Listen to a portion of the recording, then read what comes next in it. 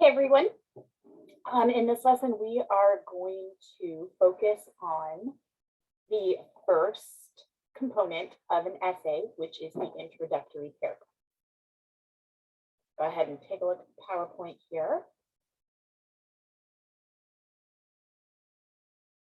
Okay, so starting at the beginning. Sounds like a good place to start, huh? Okay, so let's get into this lesson here on introductory paragraphs. All right, so introductory paragraph is the first paragraph of your essay. And creating a strong, well-written introduction is vital in writing an effective essay. Okay? A strong introductory paragraph is going to give structure and meaning to the information that you're presenting in the rest of the essay. And it provides your reader access to your argument, to your main idea, what your purpose is, and it keeps the focus on those ideas from the first word to the last word. It is your chance to grab the reader's attention, pique their interest, keep them interested so that they want to continue reading. The introductory paragraph is only about 10% of your total paper length. So for example, if your essay is 1,000 words, the intro is typically probably going to be about 100 words. So it's only one paragraph, but it is super important because it is your only chance to grab the reader's attention, keep them interested, and focus their attention on exactly what you'll be doing in the rest of the essay so that they will want to keep reading and so that they will know what to expect as they read, right? There are several tasks that an introductory paragraph should accomplish, right? Again, it's only one paragraph, but it's an important one. It packs a lot of punch and it's a busy paragraph, right? So 5 introductory moves here, right? Your introductory paragraph is your chance to meet and greet your reader. So the 5 introductory moves are: grab the reader's attention, identify and lead into your topic and stress its importance, provide background information, indicate your purpose, and state the focus of the essay, which is also known as a thesis statement, right? So you'll notice that 3 of these are in bold, and that is because while there are 5 introductory moves that an introductory paragraph could contain, 3 of those moves are crucial, the ones in bold. You must grab the reader's attention in some way. Otherwise they're not going to want to read. You have to identify your topic. You have to lead, after you've grabbed your reader's attention, you have to lead into your topic. Get them interested, make them understand why it's important, make them understand why they need to keep reading. And then you have to state your focus. You have to provide a thesis statement. If you remember from our previous lesson, our thesis statement is similar to our topic sentence when we were focusing on standalone paragraphs. Remember, your topic sentence is what showed your reader exactly what your paragraph was going to be about. Likewise, your thesis statement, which is a part of your introductory paragraph, your thesis statement will show your reader exactly what your essay will be about. So those 3 moves are crucial: grabbing the reader's attention, leading into your topic, providing your thesis statement. You might need to give background information. You might need to clarify your purpose a little more, especially when you get into sort of higher academic level papers. But at the very least, even the sort of like simple 5-paragraph essay from high school, your introductory paragraph always has to do these three things at the very least, right? So let's take a look at some grabbers, right? The first thing your introduction has to do is grab the reader's attention. How can we do that? This is where a lot of students immediately get writer's block. I can't tell you how many times I've heard people say, both as an instructor and when I was a student, like, I just don't know how to start. I don't know how to start. I don't know how to start. Well, first of all, you don't have to start with the intro. I'm just going to throw that out there right away. You can sometimes just give yourself a working thesis statement, which we'll learn about next lesson, and then just start writing the body of the essay. Just get into the body of the essay, get it written, and then come back and work on your intro. A lot of times, knowing where the essay actually has gone, how it's progressed, helps us write the intro a little easier. Not always, but sometimes. So don't feel like you have to get that introductory paragraph written first, right? So that's one thing that might help. But here are some other things that might help. Knowing some techniques that you can use to grab the reader's attention, right? So,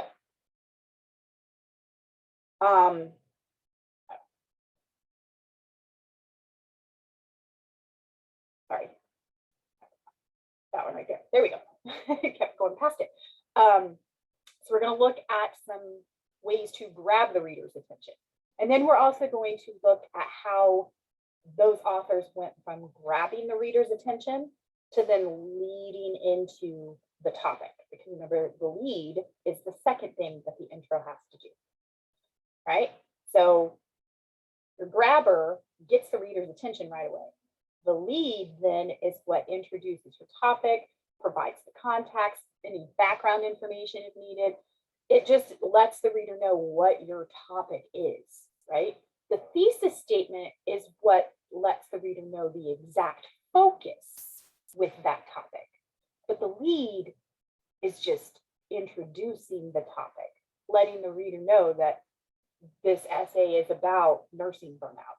Your thesis statement comes after the lead, and that's what's going to let the reader know exactly what about nursing burnout you're going to discuss, right? Maybe you're going to discuss 3 causes of nursing burnout, right? That will come in the thesis statement.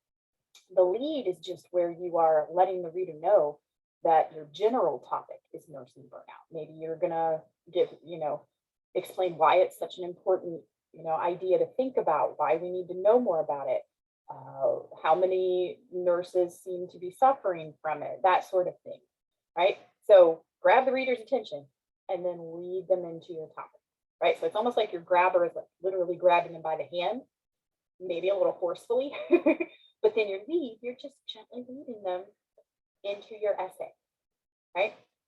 We're going to take a look at some sample introductory paragraphs here, right? And we're going to look at the grabber and the lead in each one. So the grabber is going to be highlighted in yellow. The lead is going to be highlighted in green, right? And we're going to look at different types of grabbers, okay? All right, so our first type of grabber is just sort of the general or standard type. This, is just, again, sort of a standard intro. Perhaps the topic itself is interesting enough that you don't have to really do anything extra to grab the reader's attention. You can also sort of start with this type of introduction if you are struggling to create your introductory paragraph. Sort of just at least providing a general or standard intro is better than nothing. It is sort of like the least exciting out of the grabbers, right? But it just starts the discussion. So any person who has lived in the 20th century has seen a lot of changes take place in almost all areas of human existence. Okay, like we relate to that, we understand it. That was how they attempted to grab our attention. and then they lead into their actual topic. Some people are excited by the challenges that these changes offer. Others want to return to the simpler lifestyle of the past. Okay, so now I understand why their grabber was mentioning changes in the 20th century, because now they're leading us into where the essay is probably going to venture, which is how some people are excited by these changes and other people not so much, right?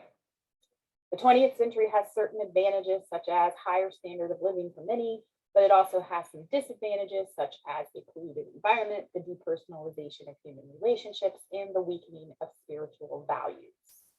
So we can kind of see why they started off with that grabber, why it made sense, you know, how it fed into the lead, and then how the lead feeds into the more focused section of the intro. Right? Let's take a look. Some more, I don't want to say exciting, kind of probably over exaggerating a little bit, but you know, some attention grabbers that probably are a little more effective.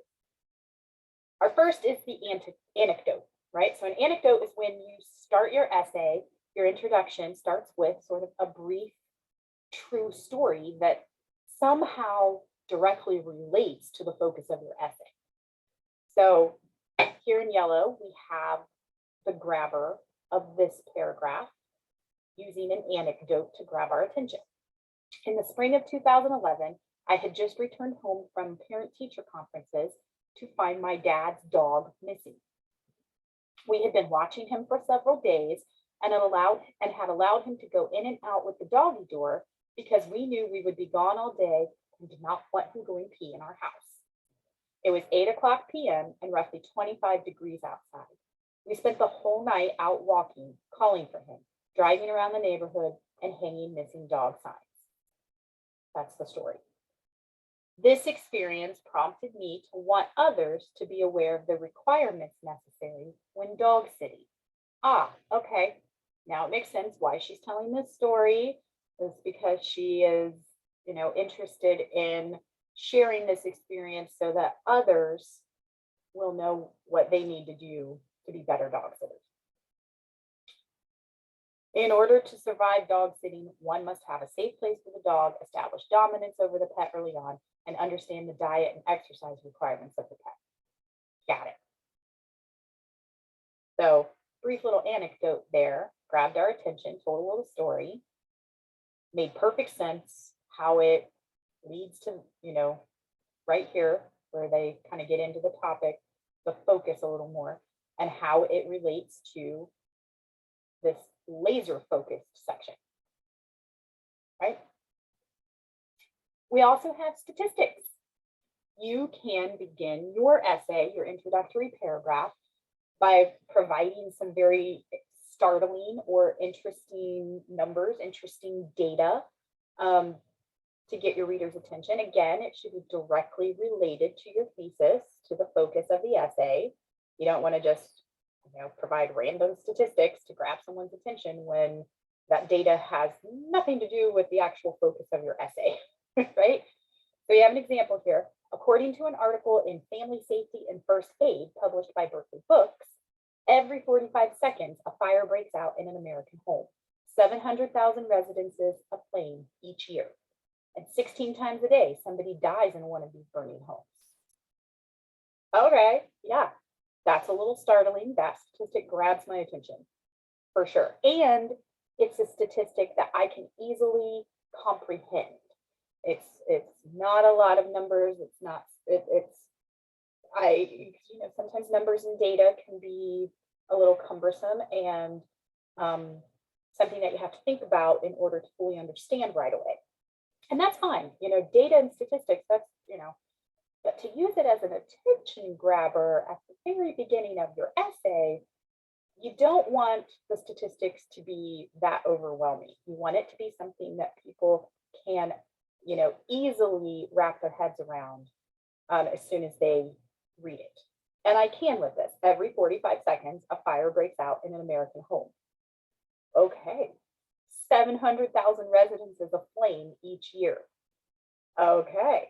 And 16 times a day, somebody dies in one of these burning homes. Okay.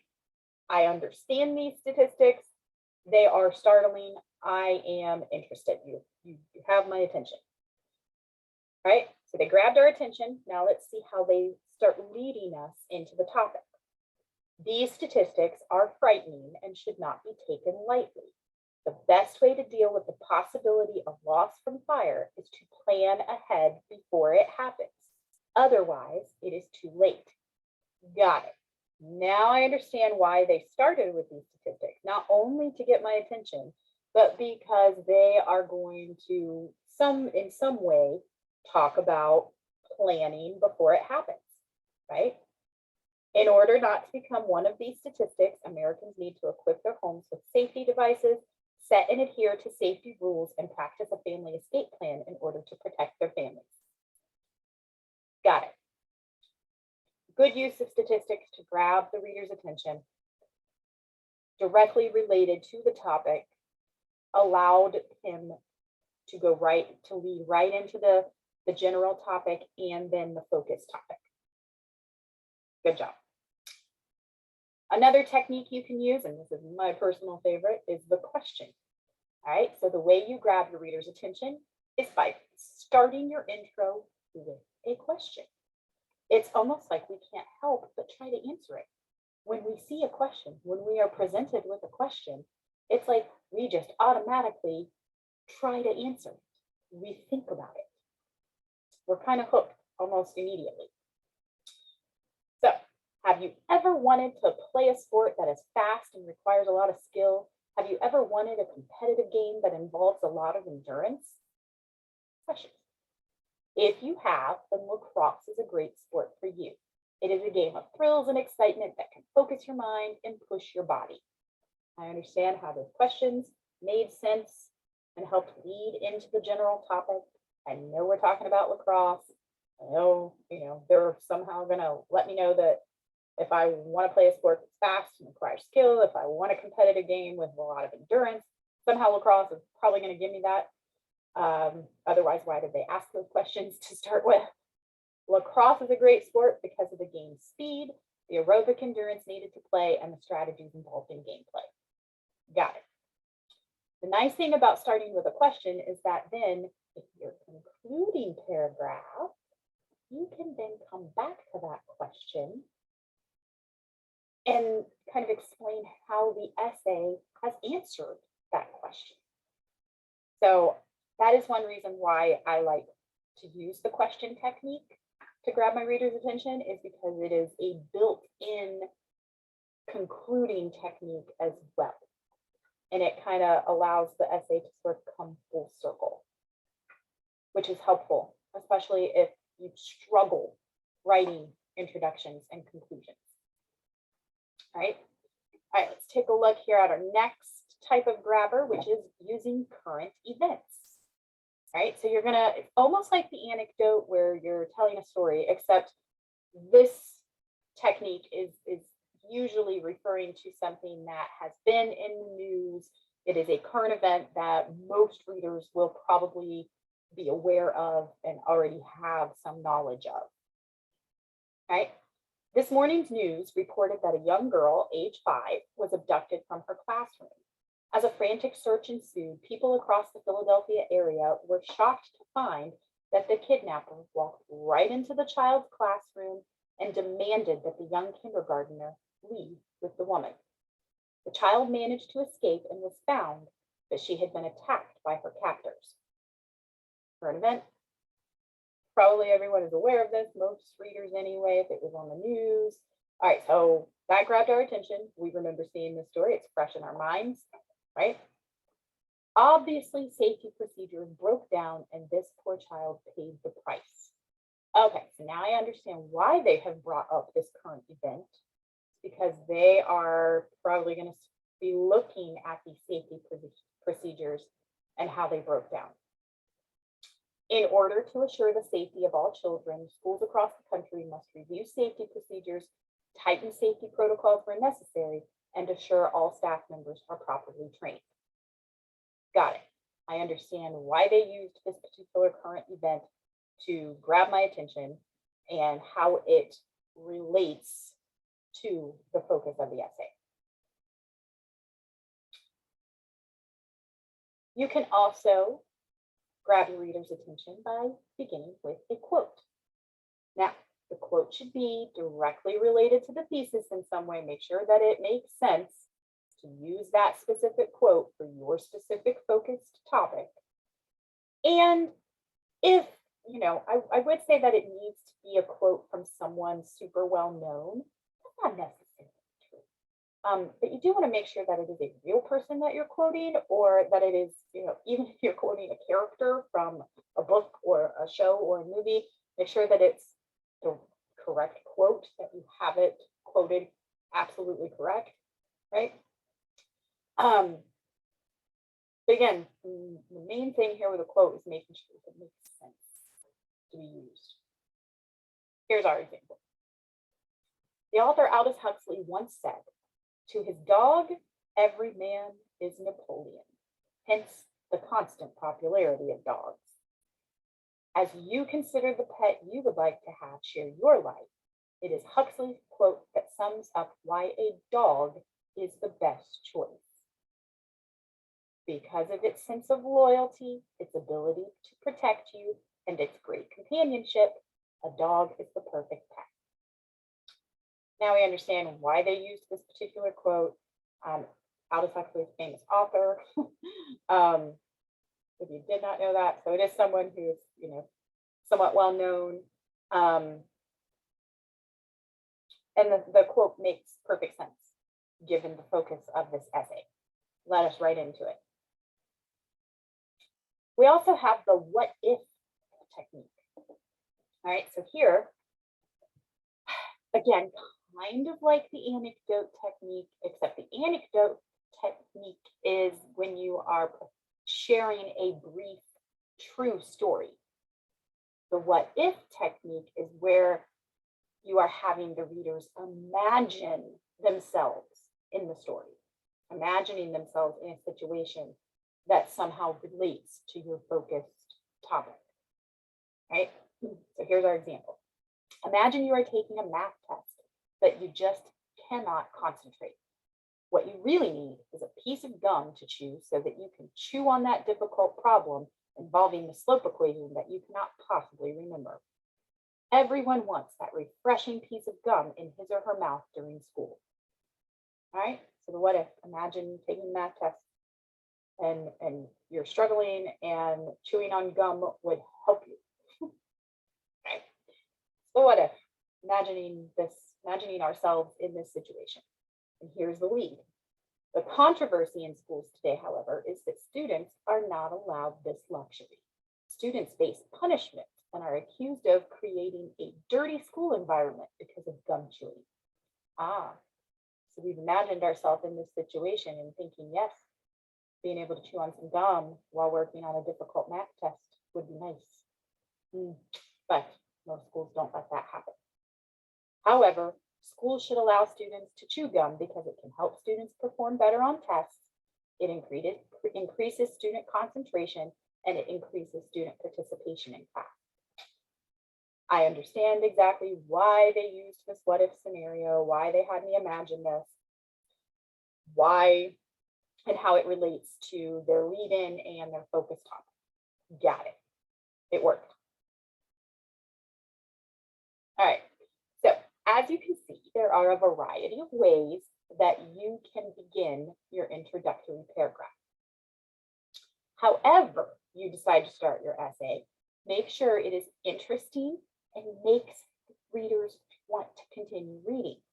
So use a grabber that will get the reader's attention. And make sure that your lead will keep the reader's attention, and make sure both are relevant to your topic and your main point, your thesis statement, right? Which leads us to our next lesson, right? So the introductory paragraph, obviously grabber, lead, and then focus, thesis statement. So you want to make sure that your introductory paragraph ends with your focus. thesis statement, because that's the third essential element, right? It's the third introductory move that has to be there. Grabber, lead, thesis statement, right? We are going to cover thesis statements in the next lesson.